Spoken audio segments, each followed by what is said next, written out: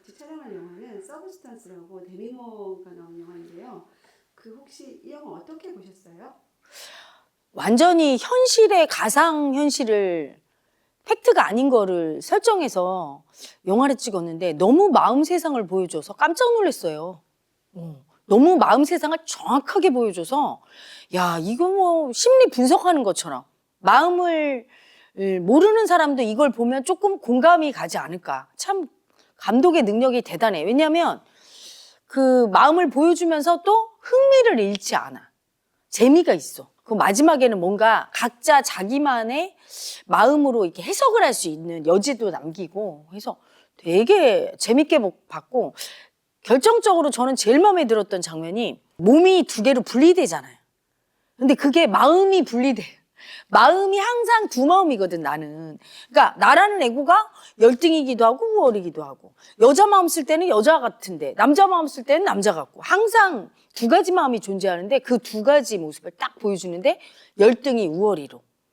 그리고 그 열등이 우월이가 서로 상생하지를 못한다는 거를 딱 보여주는데 정말 이게 마음 세상이더라고. 내가 열등이를 인정 안 하려고 고집 부리면 부릴수록 열등이가 아파지고, 그리고 홀대하고 죽이고 싶잖아, 열등이 마음을.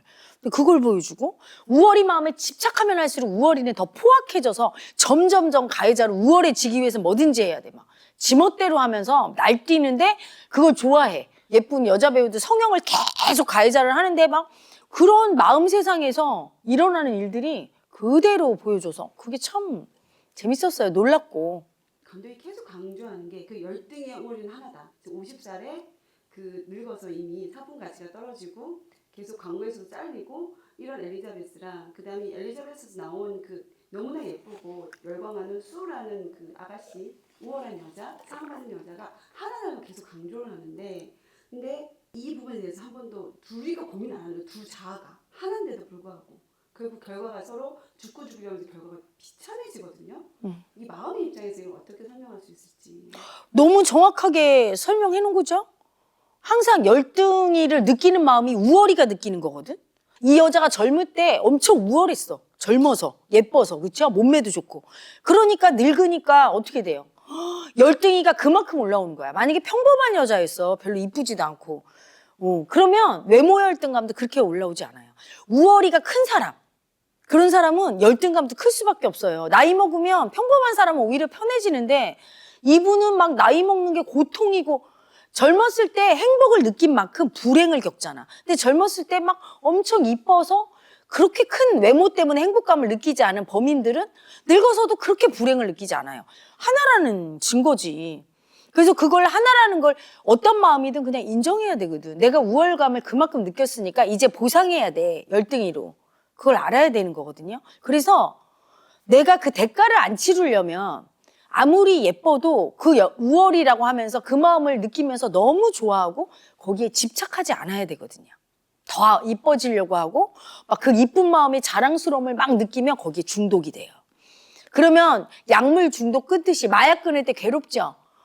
열등감을 느끼고 내가 이제 더 이상 안 이쁘다는 그 마음, 그걸 느끼려고 할 때 괴로움이 어마어마한 거예요. 그냥 받아들여야 되는 거야.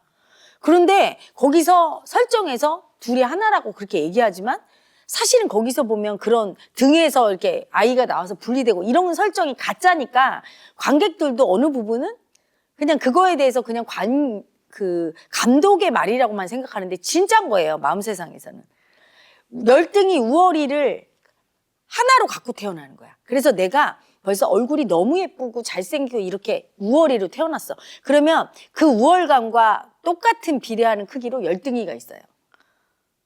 그래서 늙으면 그 열등감을 엄청 느끼거나 아니면 얼굴은 잘났는데 무능하거나 뭔가 다른 그게 상반되는 그와 사이즈가 똑같은 열등의 마음이 존재하는 거죠. 항상. 그리고 내가 수치를 엄청 크게 타고난 사람은 수치와 공명하는 존귀도 같이 타고난 거예요. 예전에 그 되게 귀한 아들 이름을 지면 개똥이, 천득이 막 이렇게 졌어요. 왜 그러냐? 아주 천한 수치를 느끼라고 그걸 진 거예요. 우리 조상은 그렇게 마음이 둘이라는 걸 아는 거야. 수치를 많이 느낄수록 수치와 하나인 존귀의 마음, 그 존귀한 존재가 되는 거죠. 근데 내가 존귀만 느껴. 즉 현대인이 막 존귀해지려고 하고 사랑받으려고 하고 그 마음만 느끼면 존귀와 하나인 수치를 당하게 돼요. 그러니까 거기 주인공도 그냥 순순히 받아들여야 됐거든. 아, 과거에 내가 이렇게 우월감을 느끼고 사랑을 많이 받았으니까 이제 버림받는 아픔도 열등감도 이제 느껴줘야지 해야 되는데 이걸 고집 부리면서 내 열등이가 올라온 걸 인정 안 하고 다시 우월이를 탄생시키니까 내가 만든 우월이가 거의 괴물 같은 우월인 거지. 그래서 나를 극단적으로 죽이는 거죠. 가끔 보면 성형 중독되는 여배우들이 그거예요. 늙는 걸 못 받아들이잖아. 그래서 어떨 때 보면 헐리우드 배우 중에 젊을 때 되게 귀여웠는데 왜 이렇게 괴물이 됐어? 보면 이제 열등이 마음에 올라오는데 늙어서 그걸 순순히 받아들이질 않고 괴물을 만드는 거야. 우월이 되겠다는 집착하는 가해자가 열등한 나는 죽이겠다고 칼을 대니까 이상해지는 거죠. 하지만 이제 우리가 아는 배우 중에 아름답게 늙어서 죽은 배우는 오히려 사랑받잖아. 오드리 헵번이나 제인 폰다나 자기의 마음을 인정하고 가치를 외모보다는 마음에 두는 사람들. 가치를 마음에 두는 사람은 자기 우월이 마음에 올라와도 열등이 마음에 올라와도 소중하게 생각하거든요. 둘 다 인정하는 길만이 가장 사랑받고 외모가 열등해져도 존경받잖아. 오드리 헵번 같은 경우.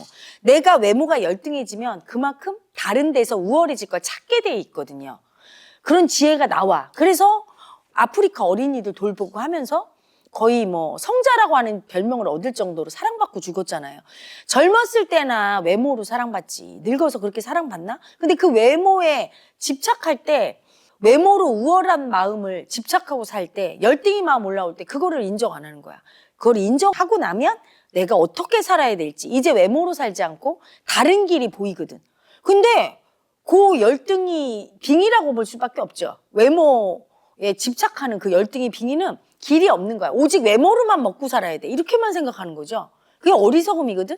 그 어리석음의 끝이 그렇게 비극적인데 현대인이 그렇게까지 되진 않아도 그런 분들이 많죠. 사실은 성형 중독 걸리고 너무 괴롭다고 마약 중독 걸리고 자기가 현재 열등하다고 비관할 게 아니라 열등이가 있으면 반드시 우월이가 있다는 걸 알고 내 장점이 어떤 걸까 찾아서 그걸 하고 더 이상 그 장점을 쓸 수 없게 되면 그 열등감을 인정하고 나면 우월이가 올라와요. 다른 우월이가 올라와서 그걸 찾을 수 있게 되는데 그래서 이 사람이 어리석음에 빠지지 말라고 날마다 그 약을 파는 사람이 둘이 하나다. 둘이 하나라는 얘기는 그냥 인정해라. 그 존재를. 내가 아름다운 만큼 추함이 있으니까. 거기서 참 기가 막혔던 게 예뻐지면 예뻐질수록 우월이가 열등이는 어때요? 급격하게 추해지잖아. 그게 열등이야 우월이가 하나라는 걸 알려주는 거야. 그 간극이 크면 클수록 괴롭죠. 엄청 우월해질수록 많은 사람들이 그걸 행복이라고 생각하는데 그 엄청 우월해진 게 얼만큼 가겠어요. 올라간 건 반드시 내려오게 돼 있어. 집착을 엄청 했다가 내려올 때는 고공낙하 수직으로 떨어져요. 열등이 마음 느낄 때 얼마나 괴롭겠어.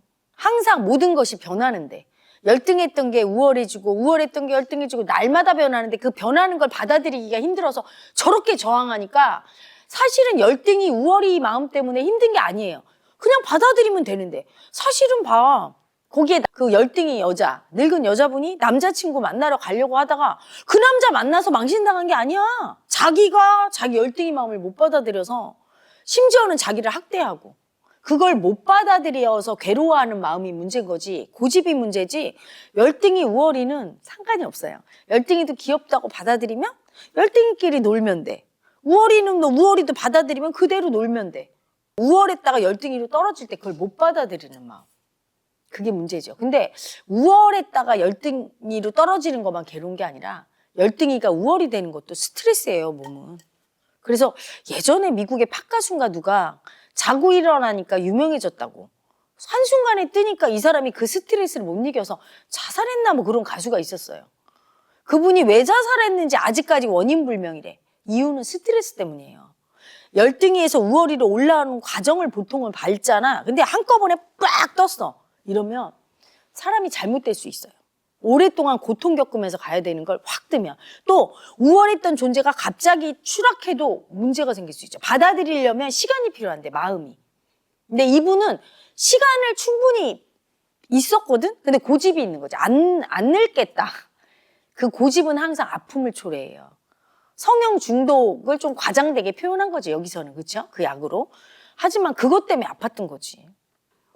되게 인상적으로 본 장면이 수가, 그러니까 자기가 창조한 예쁜 여자 수가 사랑받으면 받을수록 이 엘리자베스가 점점 폭식증이 되거든요.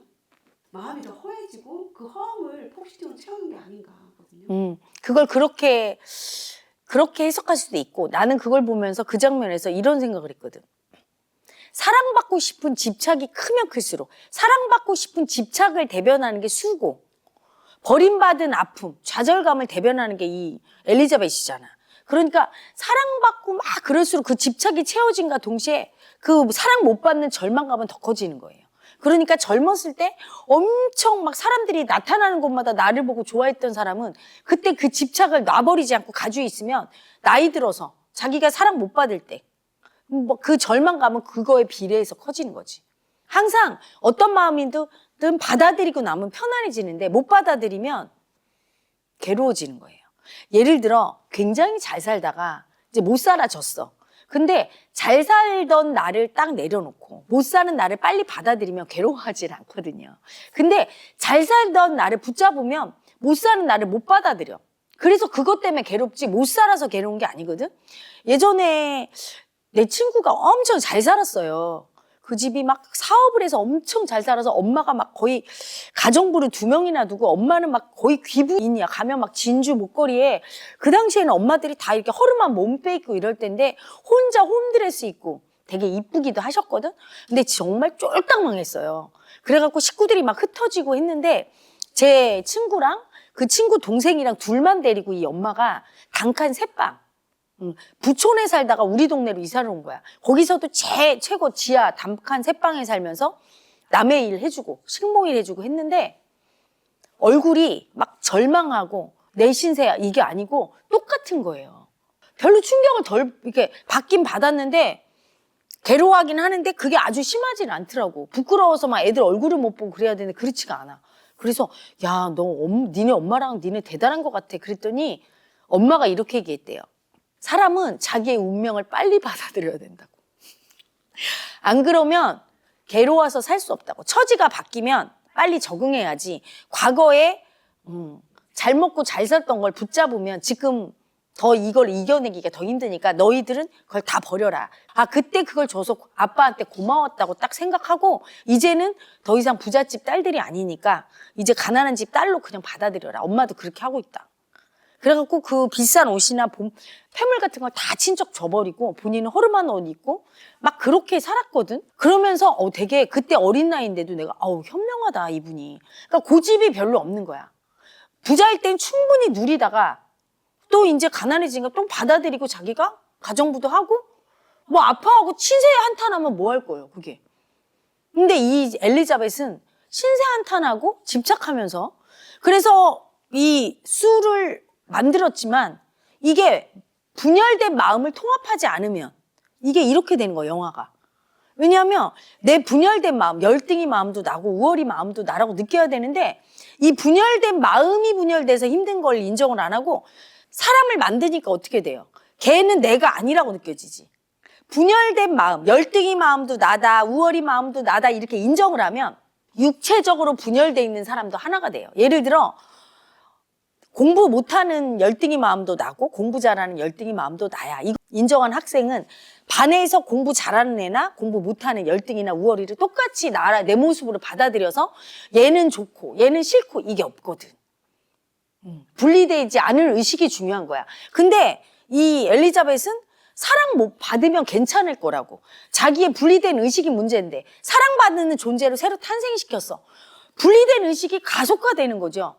내 눈앞에서 사랑받는 애를 보내. 근데 걔가 아무리 내 속에서 나왔어도 이 분리된 의식, 저 마음이 나라는 걸 인정을 못했잖아. 내 속에 있는 그 열등감, 우월감 이게 통합이 안 되니까 점점 미운 거지. 그래서 보면 그 부모 자식 간에도 질투가 있잖아요. 아버지가 잘난 아들 보면서 열등감 느끼고 엄마와 딸이 분명히 내 자식인데도 의식이 통합되지 않으면 뺏는 가해자가 돼서 오히려 새엄마처럼 굴고 연예인들 그렇잖아. 사랑받고 막 돈 많이 버니까 연예인들의 부모가 그렇게 뺏는 가해자가 되죠. 질투하는 거야. 자기 마음의 통합이 안 되면 자기가 낳은 자식도 질투하잖아. 똑같아. 자식과 똑같은 거잖아. 둘이 하나다고 암만 얘기해도 마음으로 하나라는 걸 받아들이지 못하니까 현실에서 고통이 더 심해진 거예요. 그냥 마음의 갈등이 이제는 너무 진짜같이 보여. 제가 나라고 하는데 마음에서 내 열등이 마음을 나라고 인정하고 우월이 마음을 나라고 받아들인 상태가 아니니까 점점 더 분리가 커지니까 더 심해진 거지. 차라리 그 짓을 안 하고 혼자서 과거에 사랑받았던 엘리자베스에 집착하고 지금 사랑 못 받은 엘리자베스를 거부하면서 살아도 그렇게 갈등이 크진 않을 거야. 근데 과거에 엘리자베스의 영광을 재현하는 애를 내 눈앞에서 보니까 그게 막 아무리 나라고 해도 더 올라오는 거야. 그 갈망이. 그래서 그 영화 보면서 마음이 통합이 되지 않으면 통합이 안 되는 거지. 내 자식이라 할지라도 내가 질투하잖아. 나보다 더 사랑받으면 질투해요. 그래서 에고는 절대로 사랑이 될 수 없다는 게 그거야. 나밖에 없거든. 오직 나만 사랑받고 나만 인정받고 이래야 되거든. 그게 아니면 그게 부모래도 자식이라도 꼴을 못 보는 게 에고예요. 근데 그 에고는 그래서 분열의 아이콘이에요. 분열돼 있는 게 미움이야. 내면에서 분열돼 있으니까 밖에서도 분열돼 있는 거예요. 내 열등이 마음을 나라고 인정한 사람은 밖에서 열등이를 봐도 인정이 되고 또 내 우월이 마음도 집착하지 않고 나라고 인정하면 밖에서 우월이도 미워하지 않고 나라고 인정이 돼요. 그래서 마음 안에 통합이 돼야 세상 모든 사람이 나인 걸 인정하게 되고 다 통합하는 의식이 되지 마음 안에서 분열돼 있는데 머리에 집착으로 내 자식이니까 얘는 괜찮을 거야. 내 부모니까 얘는 나 같아. 아무리 되뇌어도 분열된 의식은 가중이 되는데 분열된 의식을 더 가속화시킨 거지. 더군다나 대비가 되니까 자기는 이렇게 다 몸이 썩어가는데 걔는 점점 이뻐지고 막 환호받고 이 빙의 에고 나만 사랑받겠다는 열등이 빙의 에고의 집착은 더 커지는 거고 나 사랑받고 나는 이렇게 우월한데 저런 찌질한 거 속에서 내가 나왔어? 꼴비기 싫고 쟤를 죽여서 쟤는 내 수치에 없애버리고 싶은 이 우월이에 가해자 수치에 고집도 어마어마하게 가해자가 되는 거예요. 그래서 전에 보면 출세하고 나서 그게 뭐 권력을 갖든 아니면 인기를 얻든 출세하고 나서 자기 가족들이나 수치스러운 자기 과거 같은 거 세탁하고 하는 게 다 그거예요. 열등한 존재는 죽이고 싶지. 여러분도 그렇잖아. 열등이 마음 올라오면 죽이고 싶잖아. 그게 수가 하는 짓이야. 나를 잊게 해준. 내 이 우월이를 느끼고 이렇게 이뻐지기 위해서는 저 지금 엘리자벳이 희생하고 있는데 죽이고 싶어. 도움 주고 있는데.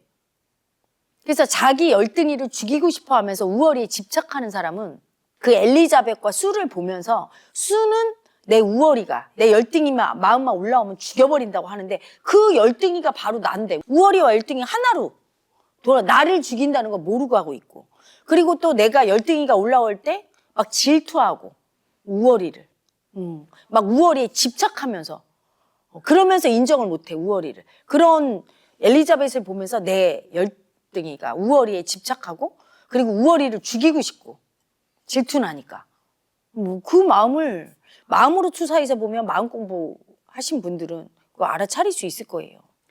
그러면은 이제 마음 안에서 분열된 자아, 열등의 우월을 통합시키는 방법이 뭐가 있을까요? 통합되려면.